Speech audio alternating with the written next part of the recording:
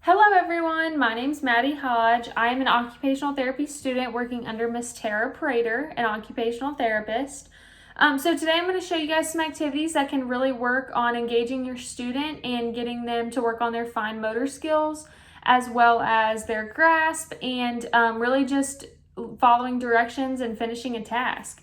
So the first activity I'm going to show you guys is one that I made myself. It's super easy to make at home. All you need is some cardboard, so a pizza box, a moving box, really any piece of cardboard, and some clothespins and some markers, so super simple. All I did was I have made a pizza and I put colored dots going in order, starting with the number 1, 2, 3, 4, and so on this wheel. And I made them all different colors so they're easy to identify for our younger kids.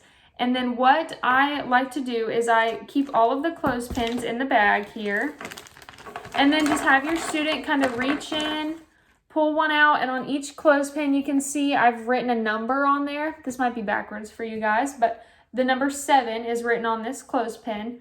So you just have your student count the dots, find the number 7, and clip it on there. So super simple. This works with that pincher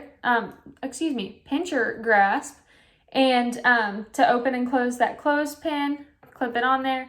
It also works on number identification, color identification, because they're matching. I put the number 7 is the same color red as the dots on my wheel. And just following directions. So you can also have your student, if you want to say, okay, can you find me the number 6 in the bag? Have them pull out all the clothespins until they find number 6. So it's a really versatile little tool. Super easy to make at home, really handy just to work on those fine motor skills at home. The next activity that I'm going to show you guys is super easy as well. So you can just take a cup. I like to use these little pom-pom balls, but really for this activity, you can kind of use any small object that you have around your house, buttons, coins, really anything that's small enough. You could even use food if you have crackers or something. So what I like to do to work on that whole-handed grasp is get some tongs like this, if you have them, and just have the student take some pom-pom balls and move them over. And this is going to work on strengthening that grasp, the opening and closing of the tongs. And to add a little bit to this activity, if you want to work on having your student follow directions, you can say, okay, I want you to pick up the orange pom-pom ball and put it in the cup. So then have them search for the orange, drop it in. You can use as many or as little objects as you feel like your student is capable of completing. To make it even harder, you can use smaller tools like tweezers. And this is going to work on that pinch grasp, again, like we talked about with the last activity. And you can still do the same kind of thing. So you can say, okay, find me the blue pom-pom and put it in the cup. Have them grab and put it in the cup. So super simple activity, like I said, doesn't take much at all. And the last activity I'm going to show you guys today is again with the pom-pom balls. I love these little things. They're super versatile. So I have taken a piece of paper and I have just drawn some colored dots on there.